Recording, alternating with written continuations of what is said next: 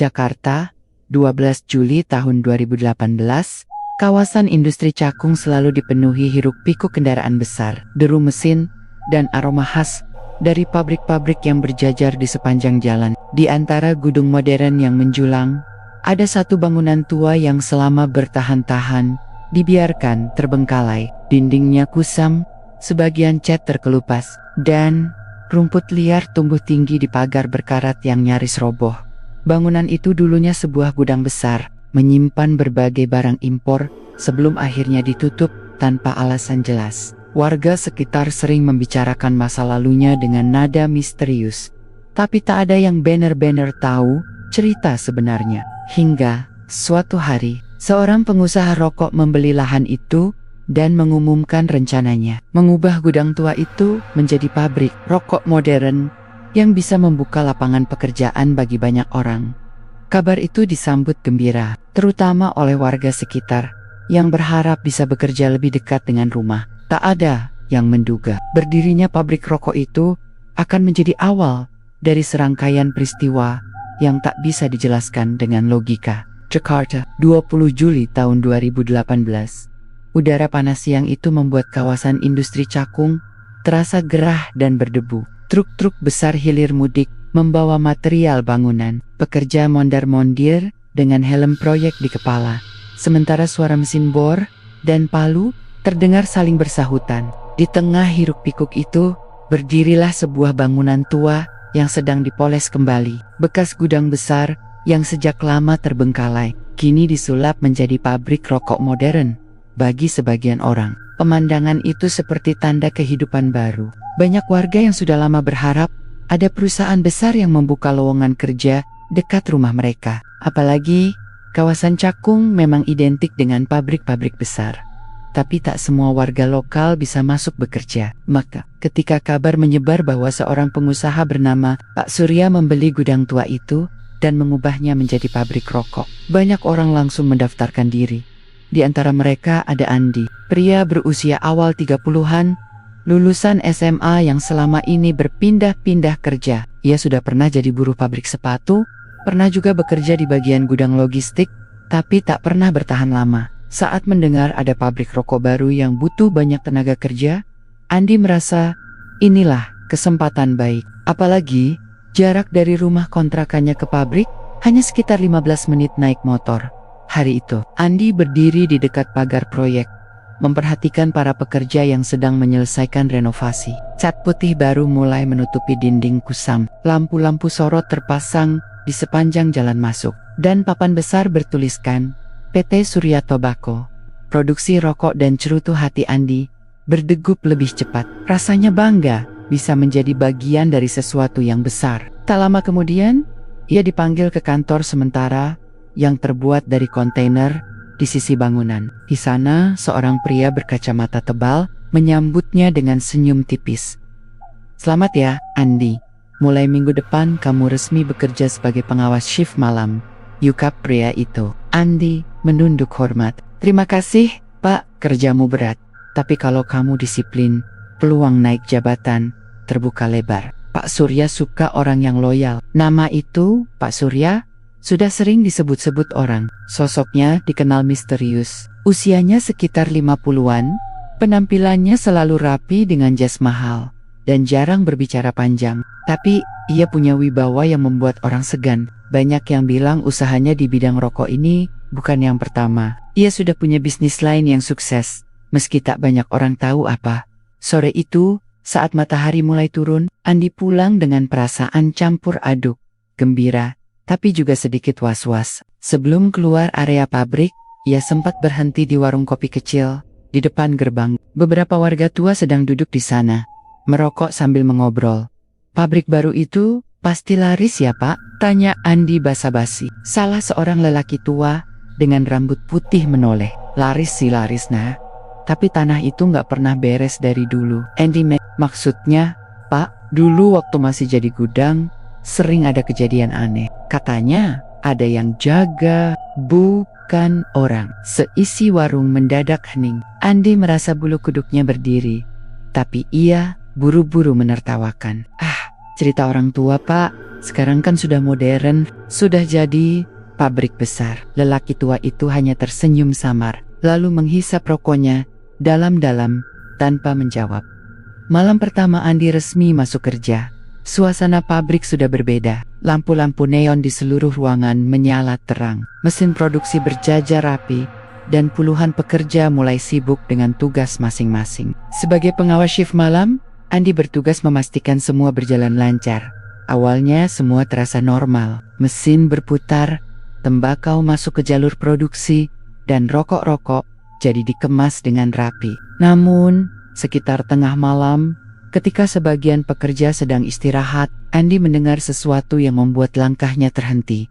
Dari arah gudang lama, di belakang pabrik, samar-samar terdengar suara musik gamelan. Suara gong dan saron berpadu, ritmenya pelan tapi jelas. Andi sempat berpikir mungkin ada pekerja yang menyalakan musik di ponselnya. Tapi saat ia mendekat, suara itu semakin nyata, seolah datang dari dalam dinding. Ia berhenti, menajamkan telinga. Tidak ada seorang pun di sana, hanya lorong kosong dengan lampu redup. Suara gamelan itu bertahan beberapa detik, lalu menghilang begitu saja. Andi menarik napas panjang. Mungkin cuma halusinasi. Capek kerja, gumamnya. Ia memutuskan kembali ke ruang produksi tanpa menceritakan apapun kepada pekerja lain. Namun, sejak malam itu, ada sesuatu yang mengganjal di pikirannya. Pabrik ini memang memberi harapan baru, tapi mengapa rasanya seperti ada yang mengintai dari balik tembok tua itu? Dan tanpa ia sadari, suara gamelan yang samar itu hanyalah awal dari peristiwa yang jauh lebih gelap. Sejak resmi beroperasi, pabrik rokok milik Pak Surya di Cakung menjadi perbincangan banyak orang. Hanya dalam hitungan minggu, produksi rokok meningkat pesat. Truk-truk distribusi keluar masuk tanpa henti, mengangkut kardis-kardis rokok ke berbagai daerah. Warga sekitar terkejut melihat betapa cepatnya pabrik itu berkembang. Bagi Andi, pekerjaan barunya terasa menantang sekaligus membanggakan. Sebagai pengawas shift malam, ia bertanggung jawab memastikan produksi berjalan lancar hingga pagi. Meski lelah, ia merasa senang karena gajinya lumayan besar dibanding pekerjaan-pekerjaan sebelumnya. Kerja di sini enak. Ya, baru sebulan, gaji langsung cair tepat waktu. Jarang-jarang pabrik begini, ujar Joko, seorang pekerja yang sering membantu Andi di bagian pengepakan. Iya Jo, semoga aja seterusnya begini, jawab Andi sambil tersenyum. Namun, di balik semangat itu, mulai ada serita-serita kecil yang beredar di kalangan pekerja. Suara-suara aneh, bayangan melintas, hingga mesin yang bergerak sendiri. Awalnya dianggap sepele, tapi semakin hari semakin sering terdengar. Suatu malam, sekitar pukul 2 dini hari, Andi sedang berkeliling di area produksi. Mesin-mesin besar berdengung roka-kroka baru keluar berderet rapi. Bau tembakau yang khas bercampur dengan aroma kertas pembungkus. Semua tampak normal. Sampai tiba-tiba salah satu mesin berhenti mendadak. Kenapa nih? Pekerja berlari ke arah mesin. Andi ikut mengecek. Panel kontrol masih menyala, indikator listrik normal, tapi roda mesin macet. Anehnya, beberapa detik kemudian, mesin berputar lagi dengan sendirinya, tanpa ada yang menyentuh tombol. Loh, kok bisa nyala sendiri? Gumam Joko, wajahnya pucat. Mungkin listriknya ngaco, jawab Andi cepat, berusaha menenangkan, padahal hatinya ikut berdebar. Kejadian itu membuat suasana sedikit tegang, tapi produksi tetap dilanjutkan. Tidak ada laporan resmi, hanya dicatat sebagai gangguan teknis. Beberapa hari kemudian, Andi menerima tugas tambahan dari manajer, mengawasi gudang penyimpanan. Gudang ini letaknya di bagian belakang, dekat dengan bangunan tua yang belum sepenuhnya direnovasi. Banyak pekerja enggan berjaga di sana karena katanya suasananya seram. Apalagi kalau malam. Saat Andi masuk ke gudang, bau tembakau kering langsung menusuk hidung. Kardus-kardus bertumpuk tinggi, nyaris menyentuh langit-langit. Lampu neon di atas kepala berklip-klip, membuat bayangan kardus seperti bergerak di dalam gudang. Andi bertemu dengan seorang pekerja senior bernama Pak Slamet. Orangnya ramah, tapi wajahnya terlihat cemas. Mas Andi, hati-hati kalau di gudang ini, kadang ada suara-suara aneh, katanya setengah berbisik. Suara apa Pak? kayak orang main gamelan atau suara orang jalan di atas kardus. Padahal kosong. Andi terdiam sejenak. Ingatannya langsung kembali ke malam pertama ia mendengar gamelan samar di belakang pabrik. Ia berusaha menepis pikiran itu. Mungkin tikus, Pak? Gudang sebesar ini? Pasti banyak tikusnya. Pak Slamet tidak membantah, tapi sorot matanya jelas tidak percaya. Malam itu, sekitar jam 3 pagi, Andi sedang mencatat laporan di ruang kontrol. Pekerja lain sibuk di jalur produksi. Tiba-tiba, dari arah lorong belakang, terdengar suara langkah kaki. Pelan, tapi jelas. Duk, duk, duk. Seperti sepatu bot berat menghantam lantai semen. Andi berdiri. Siapa di sana? Serunya. Tidak ada jawaban. Ia melangkah ke lorong itu dengan senter di tangan. Lampu neon beberapa mati. Lorong terlihat remang. Suara langkah berhenti. Sunyi. Andi menyorotkan senter ke kiri dan kanan. Tidak ada siapa-siapa. Lorong itu kosong. Hanya dinding semen dengan cat putih kusam. Ia menarik napas panjang. Lalu kembali ke ruang kontrol. Namun baru beberapa menit duduk, suara itu terdengar lagi. Lebih cepat, lebih berat. Kali ini, Andi tidak berani mengejar. Ia pura-pura tidak mendengar, meski bulu kuduknya berdiri. Keesokan paginya, saat pergantian shift, beberapa pekerja mengeluh kepada Andi. Mas, semalam mesin hampir narik tangan saya, padahal tombol sudah saya matikan, kata seorang pekerja muda. Saya juga, Mas. Kardus di gudang jatuh sendiri, padahal nggak ada yang lewat. Tambah yang lain. Andi hanya bisa mengangguk dan mencatat laporan. Dalam hati ia mulai merasa ada yang tidak beres. Tapi ia juga tahu, kalau laporan seperti itu disampaikan ke manajer atau langsung ke Pak Surya, pasti hanya dianggap bualan. Di ruang kantornya, Pak Surya selalu terlihat tenang. Pakaiannya rapi, wajahnya dingin. Suatu kali, Andi memberanikan diri bertanya, Pak, beberapa pekerja bilang ada kejadian aneh di malam hari. Mesin nyala sendiri. Suara-suara. Pak Surya menatapnya tajam. Andi, tugasmu mengawasi produksi, bukan mendengarkan gosip. Mesin itu buatan manusia, bukan hantu. Kalau ada masalah, catat sebagai gangguan teknis. Jangan ikut-ikutan takut. Andi hanya bisa menunduk. Baik, Pak. Keluar dari ruangan itu, perasaannya campur aduk. Ia tahu pekerja lain tidak mungkin berbohong, dan ia sendiri sudah mengalami kejadian aneh. Tapi jelas, Pak Surya tidak mau mendengar hal-hal mistis. Malam berikutnya, Andi kembali berjaga. Kali ini ia berusaha lebih tenang, mencoba menganggap semua suara hanyalah kebetulan. Namun tepat pukul 12 malam, dari arah belakang pabrik, suara gamelan itu kembali terdengar. Pelan, berirama, seolah ada pesta yang sedang berlangsung di balik dinding. Andi berdiri kaku. Kali ini ia yakin, itu bukan halusinasi. Suara itu terlalu nyata, terlalu hidup. Pabrik rokok ini memang hidup, tapi bukan hanya karena mesin-mesinnya. Ada sesuatu yang lain, sesuatu yang tidak bisa dijelaskan dengan logika. Dan Andi mulai menyadari, pekerja-pekerja yang takut, itu mungkin benar. Suasana pabrik rokok itu semakin sibuk. Dari hari ke hari, pesanan datang dari berbagai kota. Bahkan kabarnya mulai masuk ke pasar ekspor. Para pekerja dipacu untuk bekerja lebih cepat, terutama pada shift malam yang sering dianggap paling berat.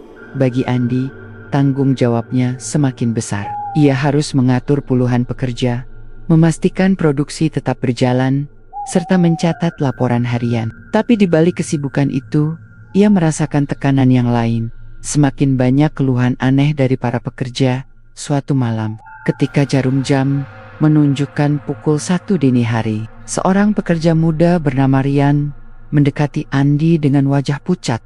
Mas, tadi saya dengar ada orang manggil nama saya dari belakang gudang. Andi menghentikan tulisannya. Siapa? Temanmu? Rian menggeleng cepat. Gak ada orang, Mas. Saya lagi sendirian. Suaranya kayak orang tua. Serak-serak gitu. Tapi jelas banget nyebut nama saya. Andi berusaha menenangkan. Mungkin kamu ngantuk, halusinasi. Rian tapi sorot matanya menunjukkan ia tidak berbohong. Laporan serupa bukan hanya datang dari Ryan. Beberapa pekerja lain juga mengaku mendengar bisikan-bisikan aneh ketika sedang bekerja. Ada yang dipanggil namanya, ada yang merasa diikuti bayangan. Bahkan, salah seorang pekerja perempuan mengaku mendengar suara tangisan di toilet perempuan saat tengah malam. Padahal ia sendirian. Puncaknya terjadi pada malam Jumat.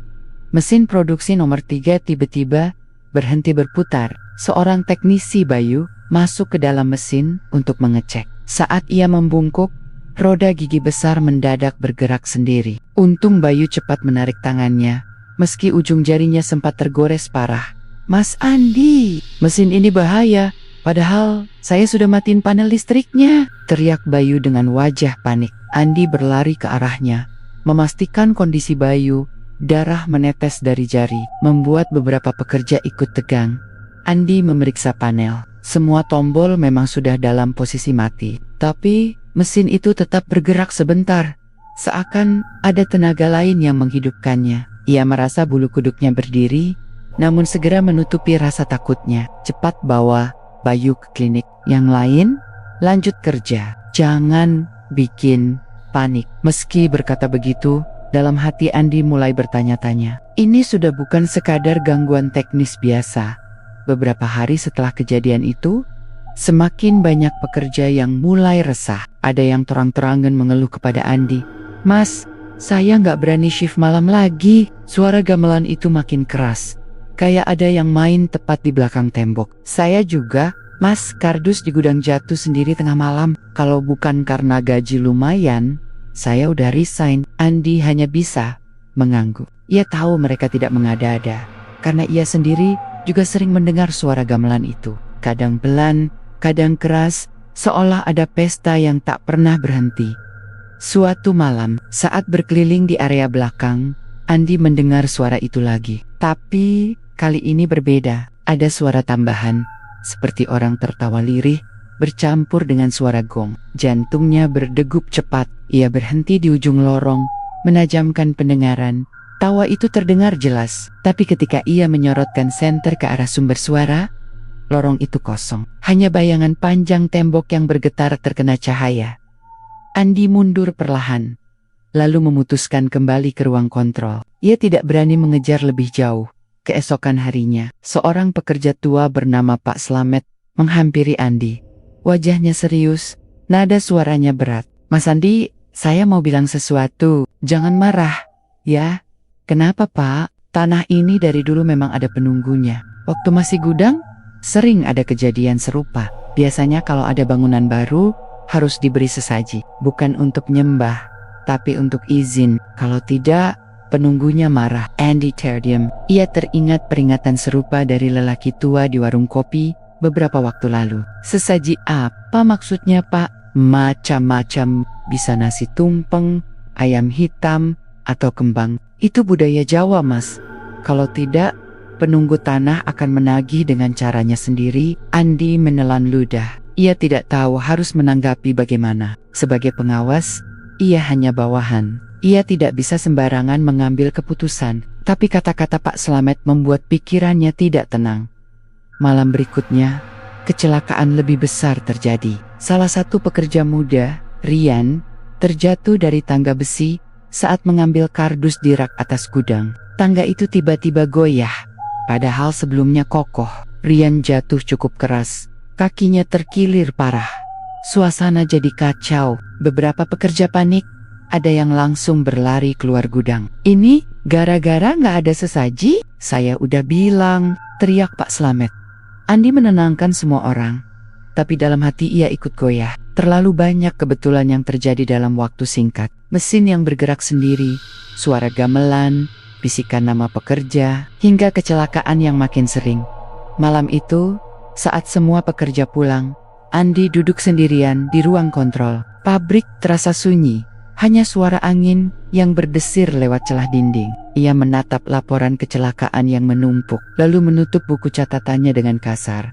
"Kalau begini terus, siapa yang mau bertahan kerja?" gumamnya. Namun sebelum ia berdiri, telinganya menangkap suara samar. Kali ini bukan gamelan, bukan pula langkah kaki. Suara itu seperti bisikan, pelan, dekat sekali dengan telinganya. Andi, ia terperanjat, berdiri spontan, menoleh ke kanan dan kiri. Ruang kontrol kosong, jantungnya berdetak kencang, Keringat dingin menetes di pelipis. Suara itu tidak terdengar lagi, tapi Andy tahu ia tidak sedang berhalusinasi. Ada sesuatu di pabrik ini yang mulai memperhatikan dirinya secara langsung. Sejak kejadian Ryan jatuh dari tangga, suasana pabrik rokok itu semakin berat. Wajah para pekerja terlihat pucat setiap kali memasuki shift malam. Beberapa di antara mereka bahkan sudah terang-terangan minta pindah shift pagi atau siang. Namun produksi tidak boleh berhenti. Permintaan pesanan terus mengalir. Bos besar selalu menekankan, apapun yang terjadi, barang harus selesai tepat waktu. Andy, sebagai pengawas, jadi orang yang paling tertekan. Ia harus menenangkan para pekerja yang ketakutan, sekaligus memastikan target produksi tercapai. Tapi ia tahu, semakin hari, kejadian aneh itu makin sulit dijelaskan dengan logika. Malam itu, udara terasa lebih dingin dari biasanya. Angin bertiup masuk dari sela-sela jendela tua pabrik, membawa aroma tembakau bercampur anyir besi mesin. Andy sedang berkeliling ketika mendengar suara ribut dari arah gudang. Ia berlari, mendapati dua pekerja perempuan menjerit ketakutan. "Kenapa ini?" teriak Andy.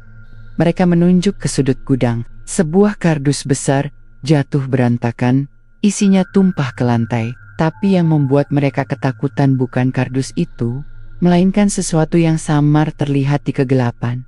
"Sumpah mas, ada bayangan hitam tadi, besar sekali, berdiri di samping kardus itu. Pas kami teriak, langsung hilang." Andy menghela napas, mencoba berpikir tenang. Ia menyuruh mereka kembali bekerja, tapi dalam hati, ia tahu kedua pekerja itu tidak berbohong. Bayangan hitam itu bukan hal baru di tempat ini. Sekitar pukul 2 dini hari, kejadian mengerikan itu terjadi.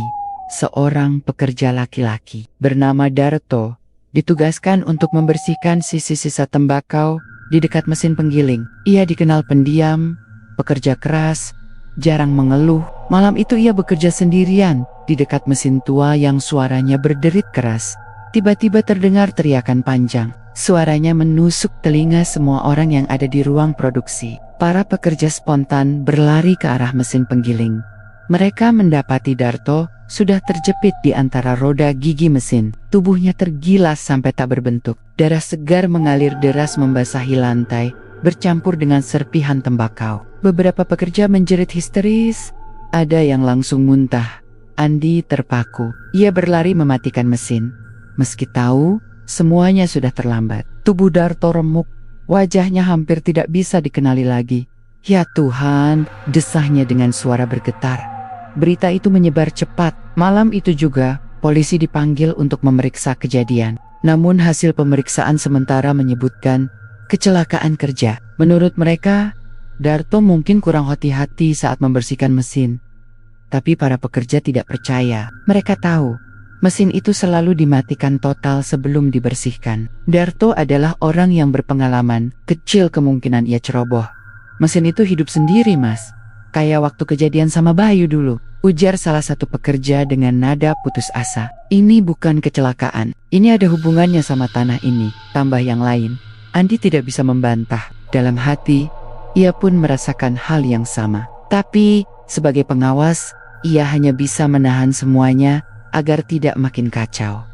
Keesokan paginya, pabrik dipenuhi suasana duka. Jenazah Darto dipulangkan ke keluarganya. Beberapa pekerja tidak masuk kerja, ada yang pura-pura sakit, ada juga yang terang-terangan bilang takut. Di warung kopi dekat pabrik, obrolan mulai liar. Seorang warga berbisik kepada Andy saat ia sedang membeli minuman. "Mas, saya udah duga ini bakal kejadian. Tanah itu memang angker. Dulu sebelum jadi gudang, ada keluarga yang mati terbakar di sini. Katanya arwah mereka nggak tenang." Andy terdiam, merasakan kebenaran kata-kata itu. Ingatannya kembali pada peringatan Pak Slamet dan lelaki tua yang pernah ditemuinya dulu. Semua tanda mengarah pada satu hal. Ada sesuatu yang dituntut dari pabrik ini. Sesuatu yang tidak terlihat, tapi terus menagih. Malam berikutnya, pabrik terasa jauh lebih sepi. Banyak pekerja memilih tidak masuk shift malam. Hanya setengah dari jumlah biasanya yang datang. Suasana makin mencekam. Terlebih karena bayangan kematian Darto masih begitu segar di benak mereka. Andi berusaha tetap profesional. Ia berkeliling memeriksa pekerja satu persatu, memastikan mereka tetap fokus. Tapi di balik itu, ia tidak bisa menyingkirkan rasa takut yang kini terus menghantuinya. Saat ia melewati ruang kontrol, telinganya kembali mendengar suara gamelan. Kali ini lebih keras, jelas-jelas datang dari arah gudang belakang. Suara kendang bertalu-talu, gong berdentum berat, dan suara sinden melengking tipis. Ia menahan napas, mencoba meyakinkan dirinya itu hanya halusinasi. Tapi ketika ia menoleh ke pintu gudang, matanya menangkap sesuatu. Bayangan hitam besar, tinggi menjulang, berdiri tepat di balik pintu. Bentuknya samar, tapi matanya berkilat merah menyala. Andi kaku. Ia ingin berlari, tapi tubuhnya seakan membeku. Bayangan itu tidak bergerak, hanya menatapnya dengan tatapan yang membuat jantung serasa berhenti berdetak. Ketika ia berkedip, bayangan itu lenyap. Suara gamelan pun hilang, meninggalkan kesunyian yang menekan dada. Pulang ke rumah subuh itu, Andi tidak bisa tidur. Kepalanya dipenuhi pertanyaan. Kenapa semua ini terjadi? Apa benar butuh sesaji? Atau ada perjanjian yang lebih gelap dari sekadar izin tanah? Ia sadar, ini baru permulaan. Darto hanyalah korban pertama. Jika tidak ada yang dilakukan, mungkin akan ada korban-korban berikutnya. Dan entah mengapa, firasatnya mengatakan, dirinya sendiri bisa saja masuk dalam daftar itu. Sejak kematian Darto, pabrik rokok di Cakung itu tidak lagi sama. Para pekerja datang dengan wajah muram, sebagian memilih berhenti. Mereka yang bertahan semata-mata karena terdesak kebutuhan. Tidak ada yang benar-benar merasa nyaman bekerja di sana. Andi, yang biasanya tegas dan berwibawa, kini sering melamun. Pikirannya penuh oleh suara gamelan, bayangan hitam, dan tubuh Darto yang remuk di gilas mesin. Ia berusaha meyakinkan dirinya bahwa itu semua kecelakaan kerja biasa. Namun, setiap kali ia mengingat bau anyir bercampur asap dupa samar dari arah gudang belakang, hatinya bergidik. Suatu malam, saat shift hampir selesai, Andi memutuskan berkeliling lebih lama. Ia sengaja berjalan ke arah gudang belakang yang jarang dilewati pekerja. Gudang itu menyatu dengan bangunan lama, sisa peninggalan gudang tua sebelum direnovasi menjadi pabrik rokok. Dari luar, gudang itu tampak biasa saja. Dinding kusam, jendela tinggi berdebu, lampu kuning temaram yang bergoyang ditiup angin. Namun semakin dekat, Andi merasakan hawa berbeda. Udara terasa lebih lembab, dan ada bau aneh, campuran antara darah tembakau basi dan dupa. Andi menelan ludah, lalu menyalakan senter kecil dari ponselnya. Ia melangkah perlahan, menyoroti sudut-sudut gelap. Saat itu, matanya menangkap sesuatu. Pintu besi tua di lantai, tersembunyi di balik tumpukan kardus kosong. Ia mendekat, menyingkirkan kardus satu persatu. Pintu itu jelas, pintu menuju ruang bawah tanah. Besinya berkarat, tapi masih kokoh. Gagang pintunya dilengkapi gembok besar. Andi mencoba menarik, terkunci rapat. Ia menempelkan telinganya, berusaha mendengar sesuatu dari bawah. Sunyi, tapi samar-samar. Ia mencium bau anyir lebih kuat. Dadanya berdegup kencang. Kenapa ada basement di sini? Dan kenapa ditutup rapat begini? Pikirnya. Keesokan paginya, Andi memberanikan diri bertanya pada salah satu mandor senior, Pak Bowo, yang sudah lama bekerja sejak masa pembangunan. Pak, di gudang belakang itu ada ruang bawah tanah ya? Pak Bowo sempat terdiam, wajahnya berubah tegang. Mas Andi, jangan pernah coba-coba buka pintu itu. Itu memang ada, tapi sudah lama dilarang dipakai. Kenapa Pak? Bahaya. Pak Bowo menghela napas. Bukan soal bahaya. Dulu sebelum renovasi, ada pekerja yang jatuh ke situ. Katanya dia lihat sesuatu di bawah. Sesuatu yang bukan manusia. Sejak itu, pintu ditutup dan gak boleh dibuka lagi. Andy, jawaban itu bukannya menenangkan, malah menambah rasa curiga.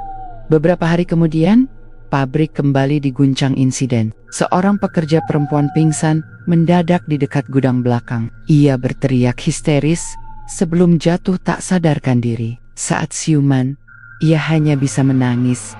Ada perempuan, Mas, rambutnya panjang, bajunya merah, Dia berdiri di depan pintu besi itu. Matanya kosong, tapi senyumnya lebar banget, katanya sambil gemetar.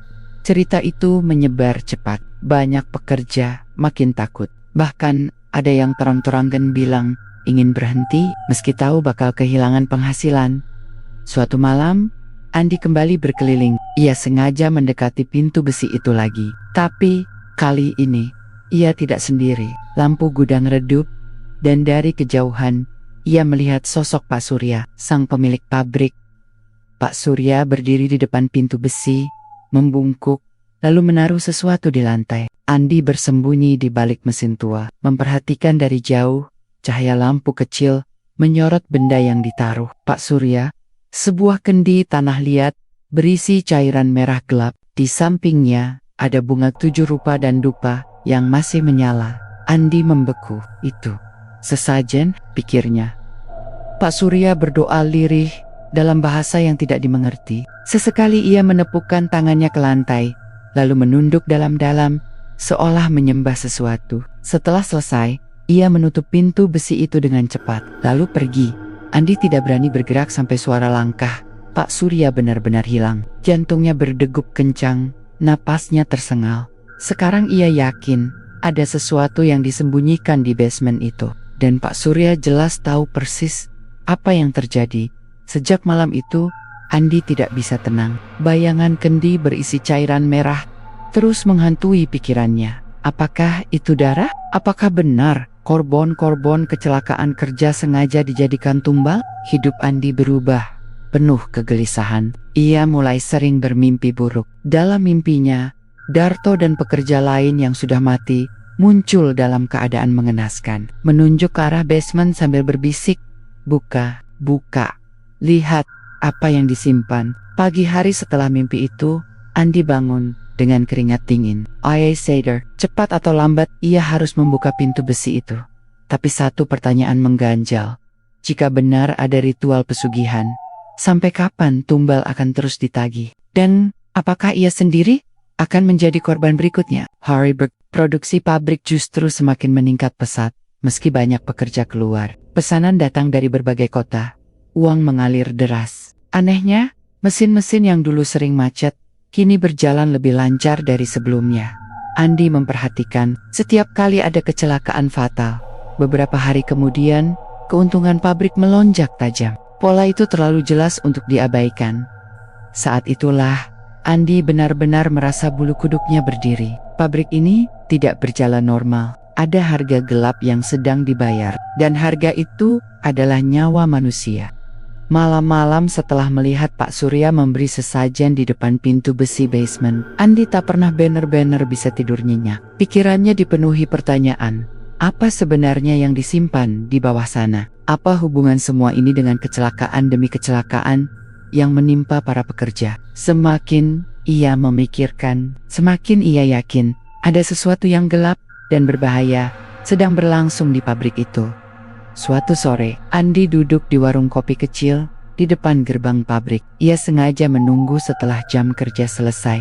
Warung itu sederhana, hanya terpal biru sebagai atap dan beberapa kursi plastik yang sudah kusam. Pemilik warung, Busung, sering jadi tempat curhat para pekerja yang gelisah. Hari itu, hanya ada seorang kakek tua duduk di sudut warung. Tubuhnya kurus, rambutnya putih kusut, kulitnya legam terbakar matahari. Ia sedang menyeruput kopi hitam panas, matanya menatap kosong ke jalan. Busung berbisik pada Andi, "Itu Mbah Joyo, orang lama di sini. Dulu sebelum ada pabrik, dia yang kerja jadi penjaga gudang tua. Katanya dia tahu banyak soal tempat ini." Andi langsung tertarik. Setelah memesan kopi, ia memberanikan diri mendekat. "Mbah, permisi, saya Andi, pengawas di pabrik." Katanya, "Mbah tahu soal bangunan lama di sini?" Mbah Joyo menoleh pelan. Tatapannya dalam, seakan bisa menembus isi kepala orang. Ia menghela napas, lalu berkata lirih, "Nak, kalau kau mau tetap selamat, jangan terlalu dalam ikut campur urusan pabrik itu." Andi terdiam. Kata-kata itu sederhana, tapi berat rasanya. "Saya cuma mau tahu, Mbah. Banyak kejadian aneh di pabrik, pekerja sampai ada yang meninggal. Saya merasa ini ada hubungannya sama tempat ini. Mbah Joyo menatap Andi lekat-lekat, lalu menunduk. Tangannya bergetar saat meletakkan cangkir kopi ke meja. Dulu, sebelum jadi gudang, tanah ini bekas rumah besar seorang juragan rokok zaman Belanda. Juragan itu terkenal kejam. Dia memperbudak pekerjanya, dan konon membuat perjanjian dengan makhluk gaib untuk mempertahankan usahanya. Banyak pekerja mati disiksa, mayatnya dikubur di pekarangan belakang, tepat di area yang sekarang jadi basement. Jadi, dari dulu memang sudah ada darah di tanah ini? Mbah Joyo mengangguk pelan. Iya nak, penunggu tanah ini sudah lama haus tumbal. Makanya setelah juragan itu mati, terbakar bersama keluarganya. Gudang yang dibangun di atasnya nggak pernah benar-benar tenang. Banyak kecelakaan, banyak orang hilang. Saya sendiri pernah lihat sosok perempuan berambut panjang keluar dari bawah tanah itu. Andi mengingat cerita pekerja perempuan yang pingsan di dekat gudang. Tubuhnya merinding makin hebat, Mbah. Jadi benar ada sesuatu di basement itu. Benar. Dan saya yakin pemilik pabrik sekarang ikut memelihara pesugihan itu. Kau sendiri pasti sudah lihat tanda-tandanya kan, Andy? Ia ingin menyangkal, tapi bayangan kendi berisi cairan merah dan sesajen di depan pintu besi itu kembali terlintas.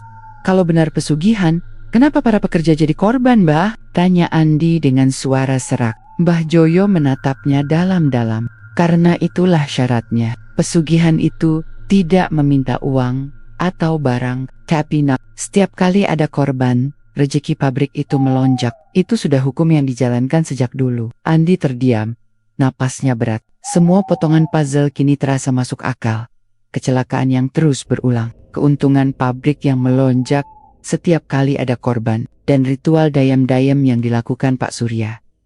Mbah Joyo melanjutkan, kalau kau sayang nyawa, pergilah dari pabrik itu sebelum kau sendiri yang jadi tumbalnya. Andy Met, kata-kata itu menancap dalam. Tapi ia juga tahu, keluar bukanlah hal mudah. Ia punya keluarga yang harus diberi makan. Gajinya dari pabrik ini cukup besar, jauh di atas rata-rata. Di sisi lain, nuraninya berontak. Ia tak tega melihat para pekerja terus jadi korban demi mengisi kantong Pak Surya yang semakin gemuk. Malam itu, Andi pulang dengan kepala penuh beban. Ia duduk lama di teras rumah, menatap kosong ke jalan. Di kejauhan, suara motor pekerja malam bersahut-sahutan. Ia membayangkan wajah Darto, wajah Rian, dan pekerja lain yang sudah jadi korban. Tiba-tiba, angin malam berhembus kencang. Dari kejauhan terdengar suara gamelan lagi, samar tapi jelas. Ia merinding, padahal ia tidak sedang di pabrik. Seakan suara itu mengikuti dirinya ke rumah. Keesokan harinya, suasana pabrik makin kacau. Banyak pekerja tidak masuk. Ada yang pamit berhenti, ada yang hanya menghilang tanpa kabar. Produksi sempat terhambat. Tapi anehnya, permintaan dari distributor malah semakin banyak. Pak Surya terlihat makin sering berada di pabrik. Ia berkeliling dengan wajah dingin, menyemangati pekerja yang tersisa agar tetap bertahan. Tapi tatapannya berbeda, tajam dan gelap, seperti menyimpan rahasia besar. Andi berusaha menghindari tatapan itu, tapi setiap kali mata mereka bertemu, ia merasa seperti ditelanjangi. Malam itu, sebelum shift berakhir, Andi kembali ke gudang belakang. Ia berdiri di depan pintu besi itu, hanya ditemani cahaya senter ponsel. Tangannya ingin menyentuh gembok, tapi tubuhnya gemetar hebat. Dalam hatinya, suara-suara itu bergema, buka, buka, lihat kebenaran. Namun ia juga ingat pesan Mbah Joyo, jangan ikut campur terlalu dalam kalau ingin selamat. Andi mundur perlahan, tapi sebelum ia pergi, telinganya mendengar suara samar dari balik pintu besi itu. Suara gamelan, disusul dengan suara orang mengerang, seperti rintihan manusia yang sedang kesakitan. Andi terpaku, air matanya menetes. Tanpa ia sadari, ia tahu, di bawah sana, ada sesuatu yang lebih mengerikan dari sekadar gudang tua. Dan ia sadar, ia tidak bisa terus diam. Jika dibiarkan, akan ada korban-korban lain. Sejak pertemuannya dengan Mbah Joyo, Andi merasa hidupnya tidak lagi sama. Setiap kali melangkah masuk ke area pabrik, hawa dingin langsung menyergap tubuhnya. Mata para pekerja yang tersisa terlihat kosong, seperti orang yang bekerja hanya demi bertahan hidup, bukan lagi demi masa depan. Kecelakaan demi kecelakaan terjadi semakin sering. Ada yang tangannya terjepit mesin, ada yang terkena percikan api las hingga kulitnya melepuh, bahkan ada yang tiba-tiba jatuh dari tangga tanpa sebab jelas. Anehnya, laporan resmi perusahaan selalu ditulis sederhana: kecelakaan kerja akibat kelalaian. Andi tahu itu bukan kebetulan. Pada suatu malam shift, Andi berkeliling mengecek pekerja. Ruang produksi terasa pengap.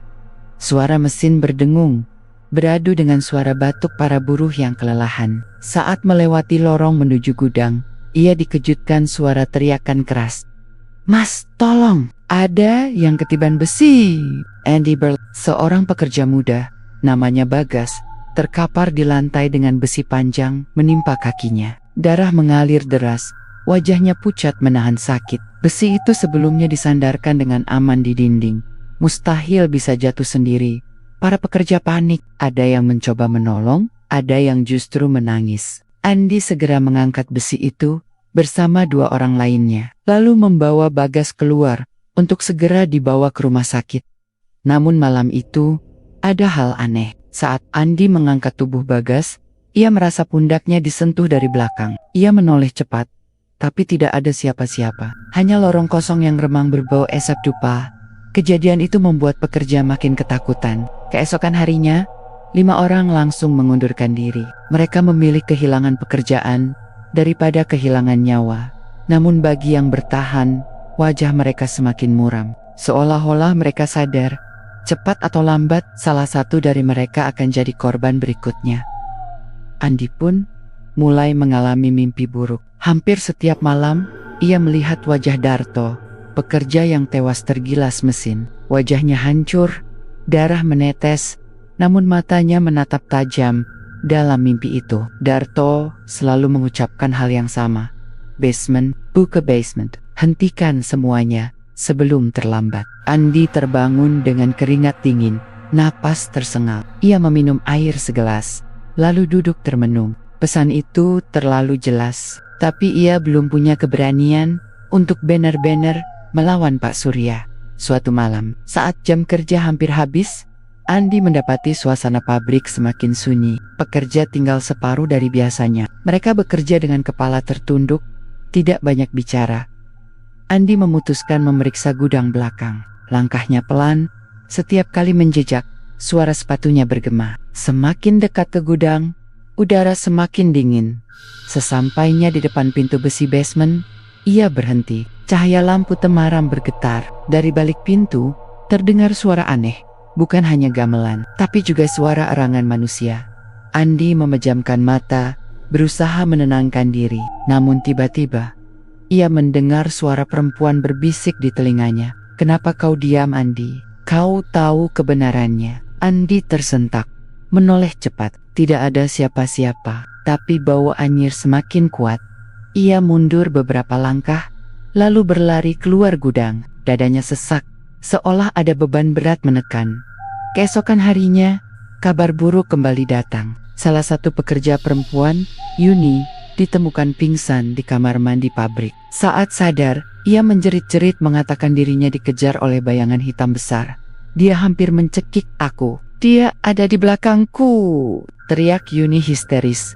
Sejak itu, Yuni tidak pernah kembali bekerja. Katanya ia sering didatangi mimpi buruk. Melihat sosok hitam duduk di ujung ranjangnya, Andi semakin yakin bahwa arwah para korban tidak tenang. Mereka muncul bukan untuk menakut-nakuti, tapi seakan meminta pertolongan. Namun semakin banyak korban berjatuhan, semakin makmur bisnis pabrik. Distributor Barabet order, keuntungan meningkat. Bahkan mesin yang dulu sering rusak kini berjalan lebih lancar.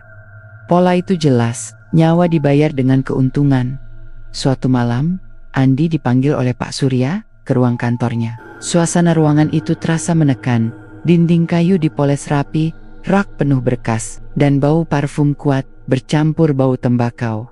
"Andi," suara Pak Surya dalam, "aku dengar kamu sering keliling ke gudang belakang. Jangan buang waktumu di sana. Fokus saja pada produksi." Andi, kata-kata itu seperti ancaman. Ia mencoba tersenyum kaku. "Saya hanya memastikan keamanan, Pak." "Keamanan?" Pak Surya mendekat, menepuk bahu Andi. Tatapannya tajam. Percayalah, semua sudah dalam kendali saya. Kamu tidak perlu tahu terlalu banyak. Ingat, pekerjaanmu hanya mengawasi pekerja, bukan mengurusi urusan lain. Andi menelan ludah. Ia menggenggam. Meski dalam hati semakin yakin, ada rahasia besar yang sengaja ditutup-tutupi malam itu. Ketika ia kembali ke rumah, Andi duduk lama di teras. Angin malam bertiup kencang, dan dari kejauhan, suara gamelan samar kembali terdengar. Kali ini, ia yakin suara itu bukan berasal dari pabrik. Suara itu ada di dalam kepalanya, seolah mengikutinya kemanapun ia pergi. Matanya terasa panas, dan entah kenapa, air mata menetes tanpa ia sadari. Ia merasa dirinya bukan hanya saksi, tapi juga bagian dari lingkaran gelap yang mengerikan ini. Jika ia diam, korban akan terus berjatuhan. Tapi, jika ia bertindak, ia tahu nyawanya sendiri bisa jadi taruhan. Dan di antara suara gamelan yang kian keras, ia mendengar bisikan samar. Giliranmu akan tiba, Andi. Hari-hari setelah pertemuan terakhir dengan Pak Surya, terasa semakin berat bagi Andi. Suara gamelan dalam kepalanya semakin sering terdengar. Kadang di tengah malam, kadang saat ia sedang mengawasi pekerja. Tidurnya tidak pernah benar-benar nyenyak. Namun malam itu, firasatnya berbeda. Ada dorongan kuat yang membuatnya tak bisa lagi menahan rasa ingin tahu tentang basement pabrik. Ia tahu resikonya besar, tapi diam hanya akan membuat korban terus bertambah. Shift malam berjalan seperti biasa. Suara mesin berdentum, asap rokok menguar ke udara, tapi suasana pekerja terasa lebih sunyi daripada biasanya. Mereka bekerja dengan wajah tegang, seolah menahan ketakutan. Saat waktu istirahat tiba, Andi sengaja berkeliling ke area belakang. Lorong menuju gudang sepi, hanya terdengar suara tikus berlarian. Pintu besi basement terlihat terkunci rapat dengan gembok besar. Namun malam itu, ada hal yang berbeda. Cahaya redup temaram tembus dari celah bawah pintu, disertai bau kemenyan yang pekat. Andi berjongkok, menempelkan telinganya ke pintu. Dari dalam, terdengar suara lantunan doa bercampur tabuhan gamelan. Suara beberapa orang terdengar lirih, seperti sedang memuja sesuatu. Jantungnya berdetak keras. Ia yakin, inilah saatnya. Tanpa ia sadari, seseorang menepuk pundaknya dari belakang. Andi, kamu ngapain di sini? Andi terlonjak. Ternyata Bima, salah satu pekerja senior. Wajahnya pucat, keringat bercucuran meski udara dingin. Aku cuma periksa pintu gudang. Kenapa kamu di sini? Andi mencoba tenang. Bima menatapnya tajam. Kamu dengar sesuatu, ya? Dengar suara mereka? Andi terdiam. Ia ingin mengiyakan, tapi mulutnya keluh. Bima mendekat, berbisik ketakutan. Jangan coba-coba ikut campur, Mas. Itu bukan urusan kita. Kalau kamu nekat, nasibmu bisa kayak Darto atau Bagas. Kalimat itu membuat darah Andi berdesir. Tapi ia tahu, Bima menyimpan sesuatu. Bima, kamu tahu apa yang sebenarnya terjadi di sini kan? Andi menatap serius. Bima menandok. Bibirnya gemetar. Saya nggak bisa cerita, Mas. Kalau saya ngomong, saya bisa kena kutuk. Tolong, jangan tanya lagi. Andi mencoba mendesak, tapi Bima mundur sambil menggeleng keras. Ia langsung pergi meninggalkan lorong dengan langkah tergesa, seakan dikejar sesuatu. Andi kembali menatap pintu basement. Kali ini, ia tak peduli lagi. Ia mengambil kunci cadangan yang pernah ia temukan di ruang administrasi lama. Tangannya gemetar saat memasukkan kunci ke gembok. Dengan sedikit tenaga, klik, gembok itu terbuka. Ia menarik napas panjang, lalu mendorong pintu besi perlahan. Begitu pintu terbuka, hawa dingin bercampur bau dupa langsung menyergap. Cahaya lilin berkelip di kejauhan. Dari tangga menurun, terdengar jelas suara gamelan berpadu dengan suara mantra. Andi menuruni anak tangga satu persatu. Setiap langkah terasa berat, seakan ada yang menahan kakinya. Begitu sampai di bawah, matanya membelalak. Basement itu luas, dan di tengahnya berdiri sebuah altar batu hitam penuh sesaji, kepala kambing, bunga 7 rupa, dan mangkuk berisi darah segar. Di sekeliling altar, beberapa orang berjongkok, mengenakan pakaian hitam. Mereka melantunkan mantra dengan nada datar, dan di depan altar berdiri Pak Surya sendiri. Wajahnya serius, matanya terpejam, kedua tangannya terangkat ke atas. Leluhur penjaga, terimalah persembahan ini. Berikan kami kekuatan, berikan kami kejayaan, jadikan pabrik ini sumber kekayaan abadi. Andy, ia ingin mundur, tapi langkah kakinya terasa terkunci di lantai. Tiba-tiba, dari sudut basement, ia melihat sesuatu bergerak. Bayangan hitam tinggi besar merayap dari altar. Wujudnya samar, tapi matanya merah menyala. Makhluk itu mengitari para pekerja yang berlutut, lalu berhenti tepat di samping Pak Surya. Andi merasa tubuhnya membeku. Sosok itu seperti menoleh ke arahnya. "Siapa di sana?" Suara lantang Pak Surya menggema, membuat semua orang berhenti melantunkan mantra. Lilin bergetar, dan suasana basement mendadak hening. Andi panik. Ia mencoba berbalik naik tangga, tapi suara langkahnya terlalu keras. Semua mata kini menatap ke arahnya. "Andi," suara Pak Surya berat, penuh amarah. "Kau berani masuk ke tempat ini?" Andi tak bisa menjawab. Napasnya memburu, dadanya sesak. Pak Surya berjalan mendekat, diikuti bayangan hitam itu yang kini semakin jelas. Wujudnya besar, menyerupai manusia, tapi berkulit gelap seperti arang, dengan kuku panjang mencakar lantai. "Andi, aku sudah memperingatkanmu, jangan ikut campur." Suara Pak Surya bergema. "Kau tak tahu apa yang kau lihat." Andi memberanikan diri. "Aku tahu persis, Pak. Semua kecelakaan itu bukan kebetulan. Nyawa mereka dijadikan tumbal untuk pesugihan ini kan?" Suasana basement menegang. Beberapa orang berjongkok saling berbisik, sebagian menunduk semakin dalam, ketakutan.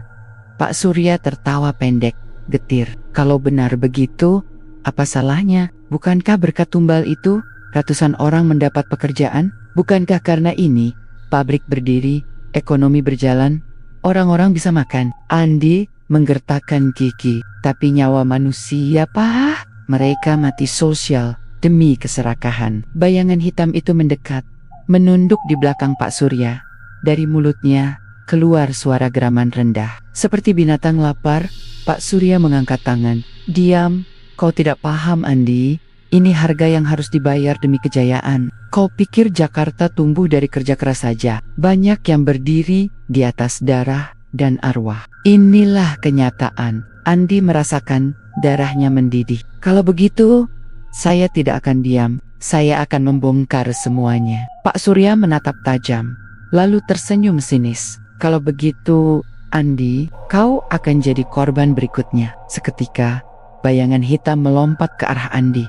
Andi berteriak, lalu berlari naik tangga sekuat tenaga. Suara langkah makhluk itu menggedor di belakangnya. Suara gamelan kembali berdentum keras, bercampur teriakan mantra orang-orang di basement.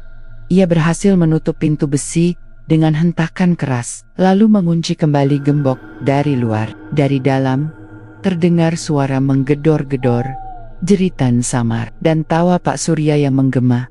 Andi terengah-engah, tubuhnya gemetar. Ia tahu, setelah ini, tidak ada jalan kembali. Ia sudah melihat semuanya, dan Pak Surya tak akan membiarkannya hidup dengan tenang. Malam itu setelah berhasil keluar dari basement, Andi berlari tanpa arah. Nafasnya tersengal, keringat dingin membasahi seluruh tubuh. Ia baru berhenti ketika sampai di halaman belakang pabrik yang gelap. Lampu neon berkelip samar, terdengar suara mesin yang mendengung dari dalam pabrik. Andi menendok, tangannya masih gemetar. Bayangan hitam yang tadi nyaris merenggut nyawanya terus terbayang di kepala. Matanya merah, kukunya panjang, dan tawa Pak Surya yang menggema masih terdengar jelas di telinganya. "Ya Tuan, apa yang baru saja aku lihat?" gumamnya lirih. Namun sebelum ia sempat menenangkan diri, ponselnya bergetar. Nomor tak dikenal masuk. Dengan ragu, ia mengangkat. "Andi," suara berat itu bergema, membuat bulu kuduknya merinding. "Itu suara Pak Surya." Andi terdiam. "Kau sudah melihat terlalu banyak. Kalau kau bijak, kau diam. Tapi kalau kau berani buka mulut, keluargamu, teman-temanmu, bahkan nyawamu sendiri tak akan selamat." Klik, telepon ditutup. Andi menatap ponselnya dengan wajah pucat. Ia tahu ancaman itu bukan main-main.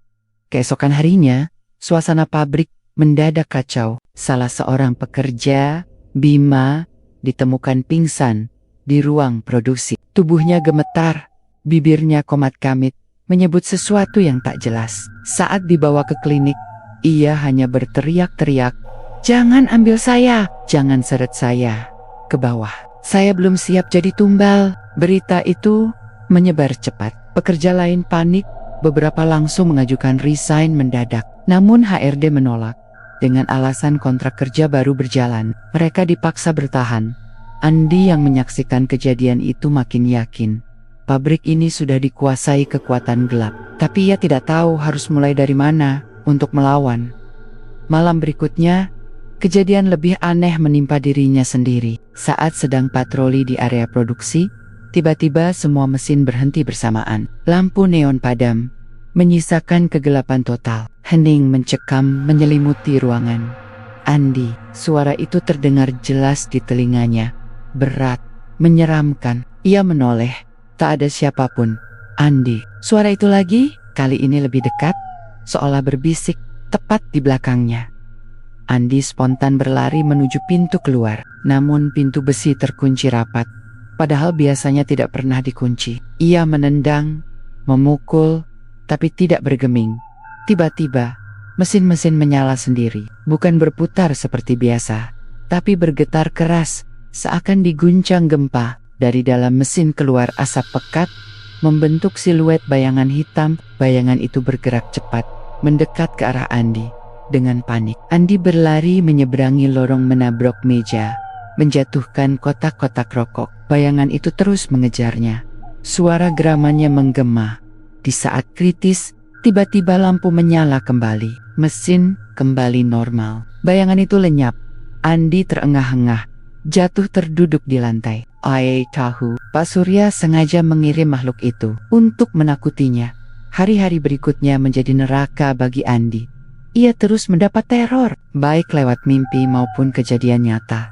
Suatu malam ia bermimpi terjebak di basement, dengan puluhan tangan hitam menarik tubuhnya. Ketika terbangun, ia mendapati lengannya penuh lebam, seolah benar-benar dicekik sesuatu. Lain kali, saat ia sedang mengendarai motor pulang, ban depannya tiba-tiba pecah di jalan sepi. Ia hampir tertabrak truk. Untung masih selamat. Namun ketika ia memeriksa ban, ia menemukan potongan kaca tajam tertancap rapi, seperti sengaja diletakkan untuk mencelakainya. Andi semakin yakin, Pak Surya tidak hanya mengandalkan makhluk gaib, tapi juga tangan manusia untuk membungkamnya. Di tengah tekanan itu, Andi mulai mencari jalan keluar. Ia teringat pada perkataan warga tua di warung kopi waktu awal masuk kerja, tentang penunggu tanah dan sesaji. Mungkin orang itu tahu lebih banyak. Sore harinya, Andi sengaja kembali ke warung itu. Lelaki tua berambut putih masih duduk di sana, merokok kretek pelan. "Pak, saya butuh bantuan," kata Andi lirih. Orang tua itu menatapnya tajam. "Bantu? Jangan bilang kau sudah melihat sendiri apa yang ada di gudang itu." Andi terdiam, lalu mengangguk pelan. Orang tua itu mendesah panjang. "Saya sudah duga, anak muda, kau sudah terlibat terlalu jauh. Tanah itu sejak dulu memang dihuni oleh penunggu. Bukan sembarang penunggu. Ia adalah demit tanah Jawa yang haus tumbal. Siapapun yang minta kaya dari sana harus siap bayar dengan darah manusia." Andi merasakan tubuhnya lemas. Jadi benar, semua korban di pabrik itu hanyalah bagian dari perjanjian. "Kalau begitu, bagaimana cara memutusnya, Pak?" tanyanya. Orang tua itu menghela napas. "Tidak mudah. Perjanjian darah tidak bisa diputus hanya dengan doa biasa. Kau harus melawan dengan kekuatan yang setara. Dan untuk itu, kau butuh orang pintar." "Orang pintar?" Andi mengulang. "Ya, ada seorang kiai di Bekasi, namanya Kiai Mahfud. Dia pernah menolong orang-orang yang jadi korban pesugihan. Mungkin dia bisa membantumu. Tapi ingat, risikonya besar." Pak Surya pasti tidak akan tinggal diam. Andi menelan ludah. Hatinya ragu, tapi ia tahu hanya ini satu-satunya jalan. Malam itu juga, ancaman datang lagi. Saat Andi baru sampai di kontrakan, ia mendapati pintu rumahnya terbuka sedikit. Dengan hati-hati ia masuk. Di ruang tamu, di atas meja, ada sebuah kotak kecil berisi rokok kretek. Namun saat ia membukanya, matanya membelalak. Di dalamnya bukan rokok biasa, melainkan jari manusia yang sudah menghitam. Dibungkus kertas rokok bertuliskan, "Diam, atau kau akan bernasib sama." Andy terjata. Tubuhnya gemetar hebat. Ia tak pernah merasa sedekat ini dengan kematian. Tengah malam, ia duduk sendirian di kamarnya, menatap gelap. Hatinya campur aduk antara takut dan marah. Ia tahu, besok ia harus mencari Kiai Mahfud, atau semuanya akan berakhir buruk. Namun ia juga sadar, sejak ia membuka pintu basement malam itu, hidupnya tidak akan pernah sama lagi. Pagi itu, langit Jakarta mendung. Hujan tipis turun, membuat jalanan licin. Andi duduk di atas motor tuanya.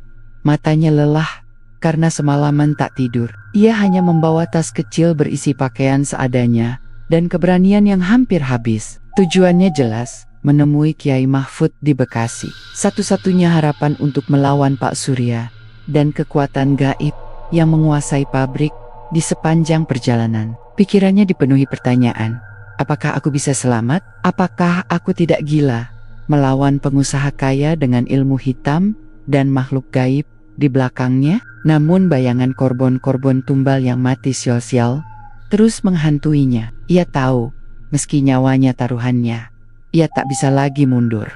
Kiai Mahfud tinggal di sebuah rumah sederhana di pinggiran kampung. Usianya sudah tua, janggutnya putih panjang, tapi sorot matanya tajam penuh wibawa. Begitu Andi menceritakan semua yang terjadi, Kiai itu terdiam lama, lalu menghela napas. "Anak muda, yang kau hadapi bukan manusia biasa. Perjanjian pesugihan seperti itu menuntut darah. Dan Pak Surya sudah menyerahkan banyak nyawa. Kekuatannya semakin kuat karena tumbalnya terus ditambah." Andi menunduk, pasrah. "Lalu apa yang bisa saya lakukan, Kiai?" Kiai Mahfud menatapnya dalam. "Kalau kau benar-benar berani, kita bisa putuskan ikatan itu. Tapi perlu kau tahu, sekali kita melawan, kau tak akan pernah bisa mundur. Makhluk itu akan menuntut darah pengganti. Bisa jadi darahmu sendiri." Andi terdiam lama. Lalu ia mengangguk, "Mantap, saya siap Kiai. Daripada terus ada korban, lebih baik saya yang menanggung risikonya." Malam itu, Kiai Mahfud mengajak Andi kembali ke pabrik. Mereka datang diam-diam, membawa perlengkapan doa, garam, kemenyan, dan kitab tua. Hujan deras mengguyur, membuat suasana makin mencekam. Begitu tiba, pabrik sudah sepi. Namun dari arah basement, terdengar jelas suara gamelan lagi. Lebih keras dari biasanya. Seperti pesta besar, Kiai Mahfud berbisik, "Malam ini mereka melakukan ritual puncak. Inilah saatnya kita hentikan." Andi menelan ludah. Mereka menuruni tangga basement dengan hati-hati. Di bawah, pemandangan yang terlihat membuat jantung Andi hampir berhenti. Pak Surya berdiri di depan altar, mengenakan jubah merah. Di sekelilingnya, beberapa orang berpakaian hitam melantunkan mantra. Darah segar menetes dari sebuah mangkuk besar. Dan di tengah altar, bayangan hitam itu sudah tampak jelas. Tubuhnya makin padat, matanya menyala bagai bara. Pak Surya tertawa lantang. "Ah, Andy, kau datang juga. Bersama dukun tua rupanya. Bagus. Berarti kau sudah siap jadi tumbal terakhir." Kiai Mahfud maju, suaranya lantang. "Surya, hentikan perbuatanmu. Kau kira kekayaan bisa dibawa mati? Kau sudah menjerumuskan banyak nyawa." Pak Surya menyeringai. "Kiai, dunia ini kejam. Tanpa kekuatan, kita hanya diinjak. Aku memilih jadi penguasa, meski harus bayar dengan darah. Dan tak ada yang bisa menghentikanku, termasuk kau." Bayangan hitam itu meraung, lalu bergerak ke arah mereka. Lantai basement bergetar, lilin-lilin padam, hanya menyisakan cahaya merah dari mata makhluk itu. Kiai Mahfud segera membuka kitabnya, membaca doa keras-keras. Tangannya menabur garam dan kemenyan. Suara lantunannya menggema, menahan serangan makhluk itu. Andi hanya bisa berdiri kaku, jantungnya hampir pecah. Namun tahu, ia harus membantu. Ia menoleh ke altar dan melihat sesuatu yang aneh. Di bawahnya ada bekas ukiran lambang, seperti segel. "Kiai, lihat, ada segel di altar!" teriak Andi. Kiai Mahfud menoleh cepat. "Hancurkan segel itu sumber ikatan darahnya." Tanpa pikir panjang, Andi berlari ke altar. Pak Surya berteriak marah.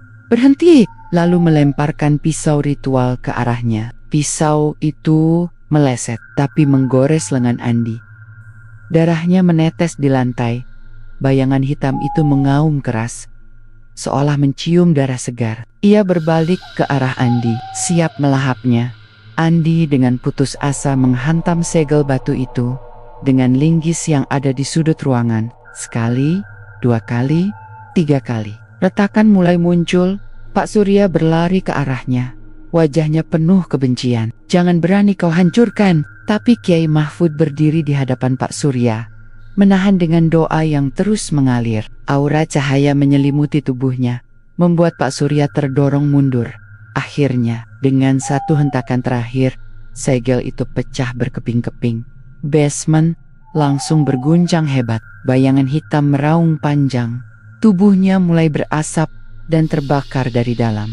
Ritual terputus. Orang-orang berpakaian hitam menjerit. Sebagian tumbang.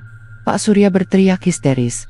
"Tidak, jangan hancurkan segelku. Itu kekayaanku. Itu hidupku." Namun terlambat. Makhluk itu menjerit dan menarik tubuh Pak Surya dengan cakar besarnya. Ia melawan, menjerit, tapi akhirnya tubuhnya diseret masuk ke dalam altar yang runtuh, menghilang bersama makhluk itu dalam api hitam. Basement berguncang sekali lagi, lalu hening. Andi terjatuh, napasnya tersengal, tubuh penuh luka. Kiai Mahfud membantu menopangnya. "Sudah selesai, Nak. Ikatan itu putus, tidak akan ada lagi tumbal," kata sang kiai dengan suara berat. Andi menutup mata, hampir tak percaya semua berakhir. Namun dalam hatinya ada kelegaan. Beberapa hari kemudian, pabrik ditutup. Polisi menyelidiki hilangnya Pak Surya, tapi tidak ada jejak yang jelas. Hanya rumor aneh tentang kebakaran kecil di basement. Pekerja yang tersisa memilih pulang kampung. Pabrik itu kembali terbengkalai.